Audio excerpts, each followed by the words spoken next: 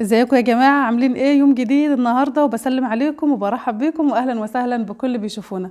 اليوم اللي بيكون عندي فيه اوردرات ببدأ اليوم من اوله كده، بيكون عندنا نشاط وطاقة ايجابية ان احنا نخلص اللي ورانا بدري علشان ننجز يعني. فتعالوا نشوف ايه اللي كان مطلوب مننا النهاردة. بس الاول هنصلي على النبي صلى الله عليه وسلم وعلى اله وصحبه اجمعين. وهجيب طبق زي كده هضيف فيه 3 بيضات بدرجة حرارة المطبخ، ربع كوباية من الزيت وكوباية من السكر، معلقة صغيرة من الفانيليا ومعلقة كبيرة من الخل. وهقلب بقى كل المكونات اللي في الطبق دي بالمضرب اليدوي بالشكل ده. شغلنا النهارده كله يدوي، ما فيهوش بقى بصوا اجهزه خزعبليه يعني. بعد كده معايا كوبايتين من الدقيق وهبدا ان انا انخلهم بالشكل ده. ومهم جدا ان احنا ننخلهم علشان خاطر ندخل هواء في الدقيق بتاعنا. تمام. بعد كده معايا نص كوبايه من الكاكاو الخام، وكمان معايا رشه ملح.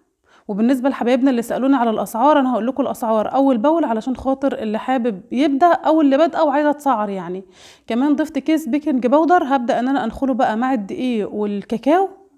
كلاكيع بقى اللي في الكاكاو بالشكل ده كده بايديا كده، وهبدا ان انا افركها. خلاص كده خلصنا بقى اغلب المكونات، وهنبدا بقى ان احنا ايه نقلب المكونات برضو بالمضرب اليدوي عادي، مفيش اي مشاكل خالص. تمام. بالنسبة للمكونات السائلة بقى، ممكن تستخدمي حليب وممكن تستخدمي مية. انا هستخدم مية سخنة في العجين هنا. هبدأ ان انا اضيف المية على حسب بقى ما انا محتاجة قوام العجينة بتاعتنا. بصراحة من ساعة ما جربت الكيكة بالمية المغلية او الحليب المغلي بيبقى هايل جدا، بيبقى ناعم كده وطري وحاجة كده تحفة من الاخر يعني. وطبعا ما ننساش ان احنا نكون مولعين الفرن قبل ما نكمل او قبل ما نشتغل في خليط الكيك. والكيك اللي انا هعمله النهارده ده لان مطلوب مني كام واحده كده من الدسباسيتو، فقلت لما ازودهم يعني. انا كان مطلوب مني بصراحه 3 وحدات، فروحت مزوده شويه وقلت هعرضهم على الجروب، والحمد لله بفضل الله كلهم اتباعوا يعني.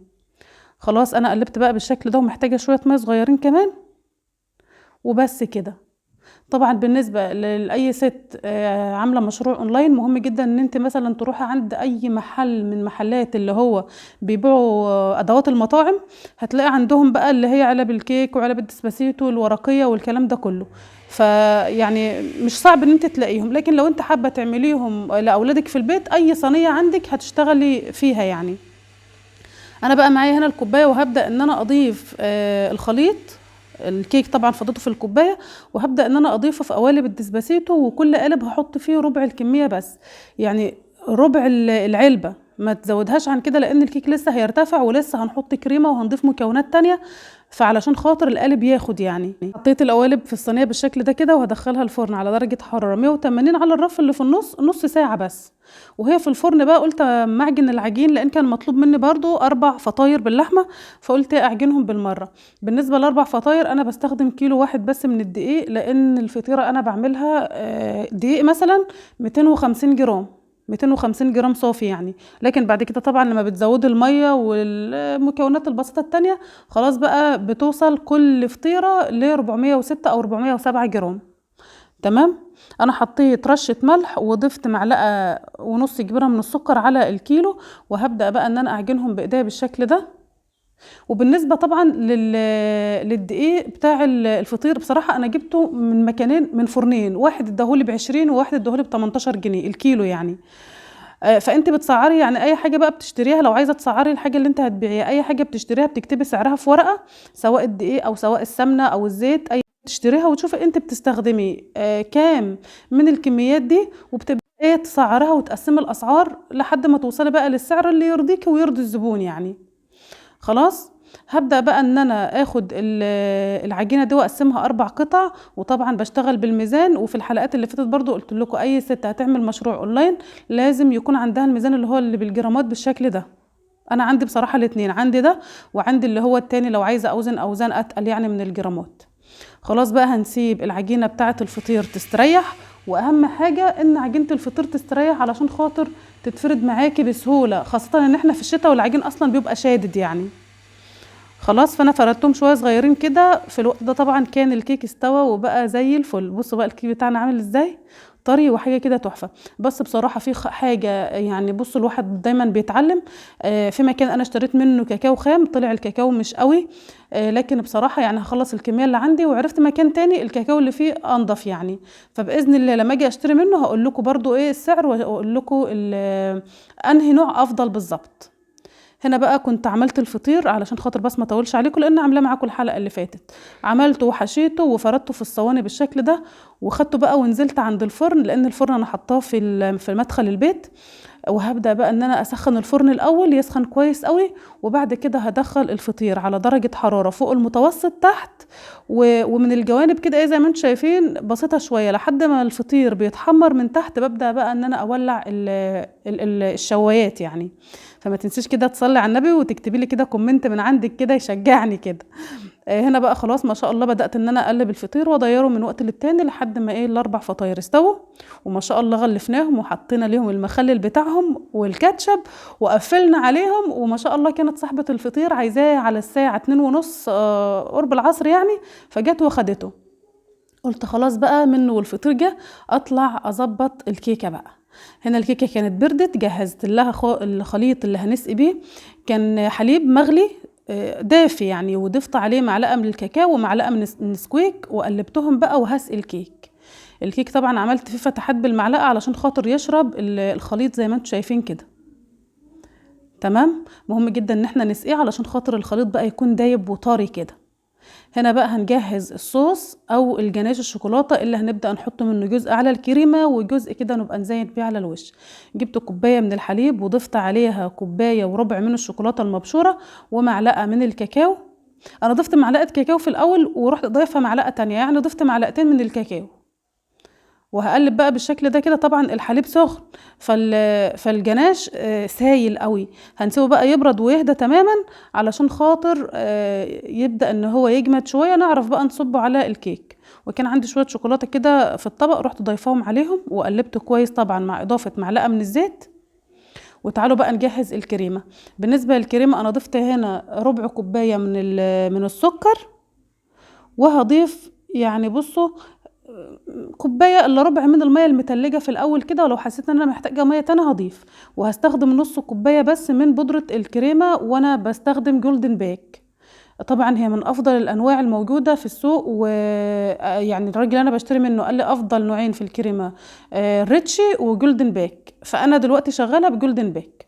ما شاء الله بترمي معانا كميه كويسه، يعني انا عملت بس نص كوبايه من الكريمه، وبدات ان انا اضرب بالمضرب الكهربي. وهحط شويه بقى من جناش الشوكولاته اللي جهزناه علشان خاطر لون الكريمه وطعمها يكون بقى بصوا غرقان كده شوكولاته. كمان هزود معلقه كاكاو، وهبدأ برضو ان انا اقلب واخلط كده لحد ما الخليط بتاعنا يكون مناسب وجاهز بقى ان احنا نحطه على القوالب الدسباسيتو بالشكل ده. هحط على كل واحدة يعني مقدار معلقتين، وهبدأ بقى ان انا اوزعه. بصوا بقى الخليط كريمي كده وناعم وحاجة زي الفل. وكمان حطيت على الكريمة وانا بضربها معلقة صغيرة من الكريم باستري، تمام، علشان خاطر طعمها يكون زي ايه، طعمها يكون غني كده وطعمها لذيذ. هبدأ بقى ان انا اوزع الكريمه بالشكل ده، واحط بقى على طول جناش الشوكولاته. هنا بقى كان برد وتقل شويه، وطبعا كل ما نسيبه يعني انا هاخد القوالب الدسباسيتو واحطها في التلاجة كمان علشان يجمد معانا شويه كمان. اصلا القوالب الدسباسيتو دي كانت مطلوبه بالليل، يعني اللي كانت هتيجي تاخدهم كانت عايزاهم على الساعه 9 بالليل كمان. خلاص بقى بعد ما الصوص الشوكولاته مسك شويه هنبدا بقى ان احنا نزين. معايا كريسبي ابيض وبني، هبدا ان انا ازين بهم بالشكل ده.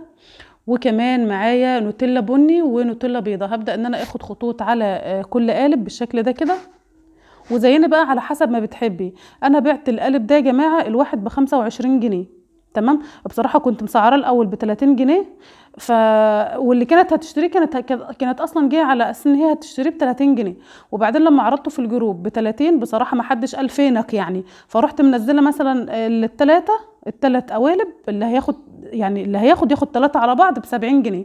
فما شاء الله اللي اتبقوا اتباعوا على طول. فقلت لا، علشان خاطر برضو ما بيعش بذمتين، انا قلت لها لا هتاخدي برضو انت كمان ب25 زي ما عرضته على الجروب، تمام.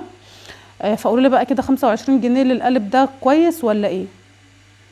هبدأ بقى ان انا اكمل تزيين بالشكل ده كده بالخلة الرفيعة، وهبدأ ان انا اخد الخطوط رايح راجع علشان خاطر تدينا الشكل ده. ومعايا بقى كده قطع من الشوكولاتة هبدأ ان انا اوزعها. بصراحة يا جماعة طعمه خطير، وحاجة كده من الحاجات الممتازة جدا والسهل ان هي تتباع، يعني ما شاء الله. حتى انا لما نزلت كتير قوي دخل لي قال لي احنا عايزين عرض الديسباسيتو ده، كنت انا زي ما انتم شايفين انا كنت عاملة 8 وحدات بس. فقلت لهم والله خلص يعني، بإذن الله لما اعمل تاني هعرض برضو على الجروب. تمام. خلاص كده خلصنا التزيين بتوع دول، بتبقى عندنا 2 هنزينهم برضو بنفس الطريقة. والفطيرة انا بعتها ب45 جنيه، بس بصراحة الفطيرة هرفع السعر تاني، لان انا قلت لكم اخر مرة اشتريت الدقيق لقيته ب20 جنيه. اللحمة كده كده ب180 جنيه الكيلو. فقلت لا، والعلبة والمخلل والكاتشب وكل ده بتلاقيه بيجمع في الاخر. فانا قلت هوصل الفطيرة ل50 جنيه، وب50 جنيه بصراحة انا شايفة ان هي سعر كويس قوي يعني، بل بالعكس قليل بالنسبه ليا يعني. لكن الزبون كده كده انت لو هتبيع الحاجه ب20 جنيه عادي يعني، بس الحاجه غاليه، والخامات كل ما نروح نشتري خامات نلاقي سعرها رفع.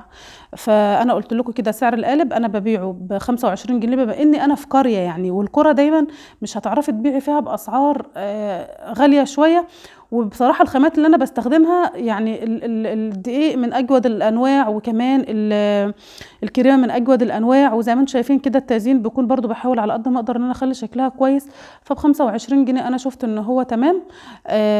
هبدأ بقى إن أنا أعيد حساباتي تاني، ولما الحاجة بتغلى طبعا بنرجع ونكتب في ورقة وقلم إيه الأسعار اللي اشترينا بيها علشان خاطر نظبط الميزانية ونظبط السعر اللي هنبيع بيه.